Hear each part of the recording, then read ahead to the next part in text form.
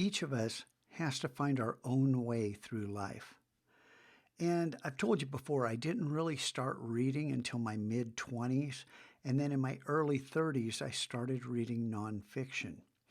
And I started running up against quotes like this and this and this. Read these for yourself and think about this.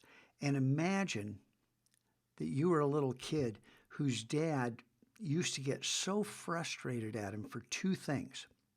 Number one was look me in the eye, and then an expletive, because, I was autistic. And nobody knew what that was in my family, including me.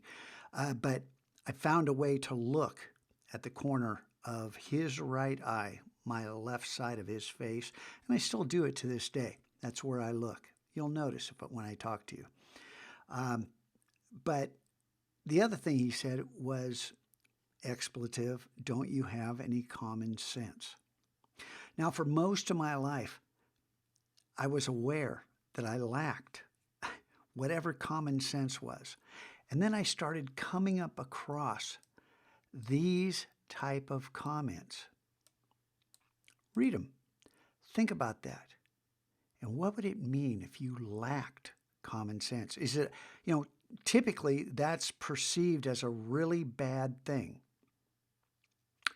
What if this is true?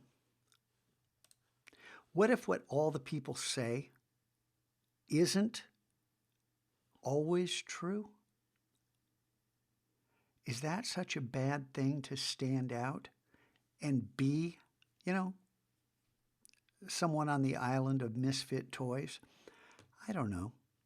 But I just want you to understand, I know some of you are finding your own way, and, it's a painful journey for some people. Hang in there. You're going to find your footing, and you're going to find a place to see life from your point of view. And the world changes.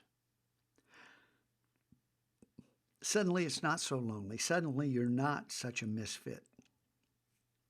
Oh, you still don't fit in.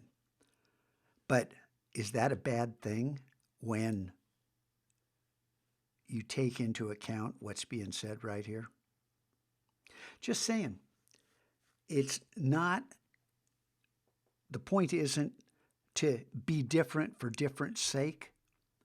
The point is to be yourself and find a way to survive and thrive in this crazy world we live in.